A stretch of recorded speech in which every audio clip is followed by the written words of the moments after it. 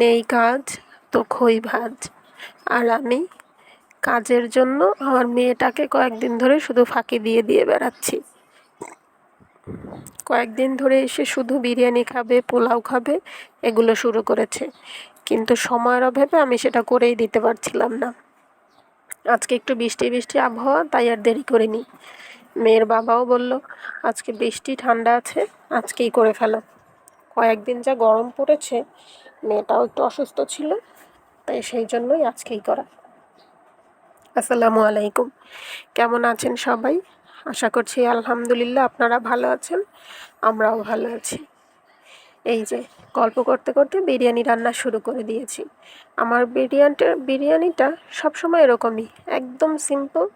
অনেকে হয়তো দেখে বলবেন যে এটা কীভাবে রান্না করেছে, কিন্তু যখন আমি তাড়াহুড়া করে রান্না করি তখন এইভাবেই করি। ওই ধীরে সুস্থে স্তরে স্তর সাজিয়ে আলাদা আলাদা পোলাও, আলাদা আলাদা গোশ রান্না করে দেওয়ার মতো সময় বা ধৈর্য এখন আমার কোনোটাই নেই।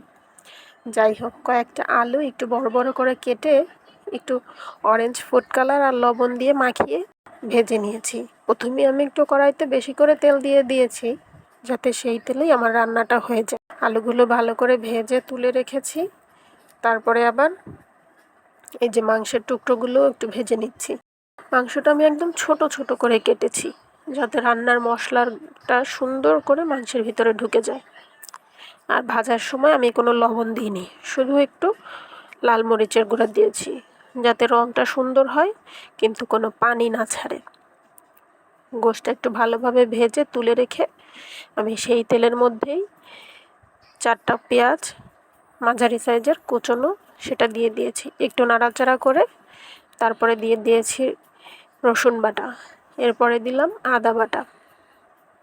একটু ভালো করে নেড়েচেড়ে নিয়ে দিয়ে দিলাম 1/2 চা চামচ মতো মরিচের গুঁড়া, কারণ আমরা একটু ঝাল ঝালই পছন্দ করি, সেই জন্য। আমার মেয়েও মাশাল্লাহ ছোট হলেও সে মোটামুটি একটু ঝাল খেতে পারে।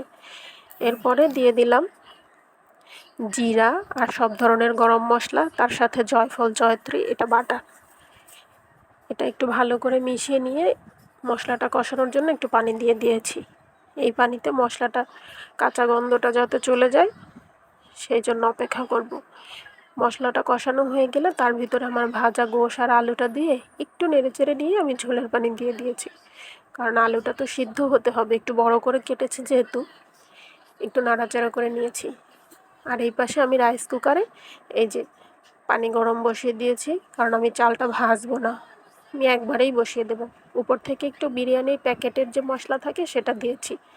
যেহেতু আমি ঘরে বাটা মশলা সবই দিয়েছি, গরম মশলার সাথে অন্যান্য মশলাও, সেই জন্য বিরিয়ানি মশলাটা একটু অল্প করে দিয়েছি, শুধু সুন্দর ঘ্রাণের জন্য। একটু ভালো করে নেড়েচেড়ে মশলাটা গোশের সাথে মিশিয়ে দিচ্ছি। আর এপাশে পানিটা গরম হয়ে গিয়েছে, আমি পোলাওয়ের চালটা আগে থেকে ধুয়ে রেখেছিলাম। এখানে আমি আমাদের বাড়ির পোলাওয়ের চাল ব্যবহার করছি, এটাকে চিনি গুঁড়া চাল বলে। এরপরে দিয়ে দিয়েছি কয়েকটা কাঁচামরিচ, লবণ, একটু সয়াবিন তেল, 1 চা চামচ মতো চিনি, একটু বিরিয়ানি মশলা আর 1 মুঠ কিশমিশ, সব কিছু দিয়ে তারপরে আমি আমার রান্না করা গোশটাও এখানে দিয়ে দিচ্ছি। যে সুন্দর করে একদম সবটুকু গোশের যে মশলাটা রয়েছে, ভুনা মশলা, সেটাও দিয়ে দিয়েছি।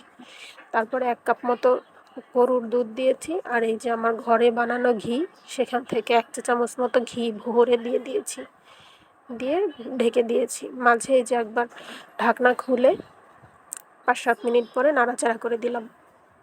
যেহেতু আমার পানিটা গরম ছিল, এই জন্য ফুটতে বেশি সময় লাগেনি।